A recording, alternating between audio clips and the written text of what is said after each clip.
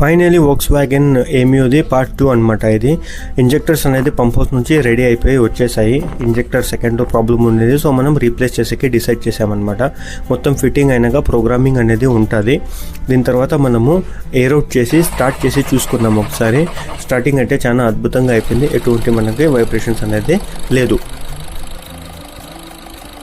Spring light and check engine light వస్తూ ఉందండి. Service చేసి వేసాము, వైరింగ్ చెక్ చేసాము, వైరింగ్లో ఎటువంటి ప్రాబ్లం లేదు. ఇంజెక్టర్ 2లో ప్రాబ్లం ఉంది, అది రీప్లేస్ అనేది చేసేసాము.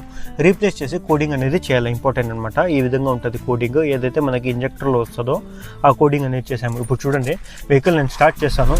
మనకి చెక్ ఇంజిన్ లైట్ అనేది అండ్ స్ప్రింగ్ లైట్ అనేది ప్రీవియస్ వీడియోలో అయితే వస్తూ ఉంది. ఇప్పుడు ఎటువంటి check engine light, spring light అనేది రావడం లేదు.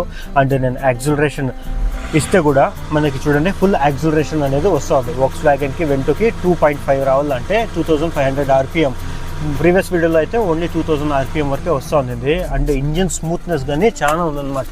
దీంతో పికప్ కానీ చాలా పెరుగుతుంది. స్ప్రింగ్ లైట్ వస్తే పికప్ అనేది పెరగదు. ఇక్కడ చూడండి, స్మూత్గా వెహికల్ అనేది ఉంది, వైబ్రేషన్ అనేది లేదనమాట. ఎటు like normal, back to normal అనేది వచ్చేసింది. మీకు వోక్స్‌వ్యాగన్ కూడా వెహికల్స్ ఉంటే మీరు అదే సేమ్ కంప్లైంట్ ఫేస్ చేస్తూ ఉంటే మీరు కానీ రావచ్చు భాషా వర్క్షాప్కి, మదనపల్లికి. మేము నీట్గా వర్క్ అనేది చేసి ఇస్తాము. కస్టమర్ అయితే వచ్చి ఇంజిన్ బీటన్ చెక్ చేసి ఫస్ట్ ఫుల్ ట్యాంక్ కొట్టించారు. దాని తర్వాత ఐడ్యూటీస్ యాడ్ చేసి ట్రైల్కి అనేది వెళ్ళాం, లాంగ్ ట్రైల్. మన బ్రదర్ వచ్చి 160లో రాకెట్ చూసుకొని పోయినట్టు చూసుకొని పోయినాడు అనమాట. చాలా అద్భుతంగా ఉందని వెహికల్ ఫీడ్బ్యాక్ కూడా ఇచ్చాడు.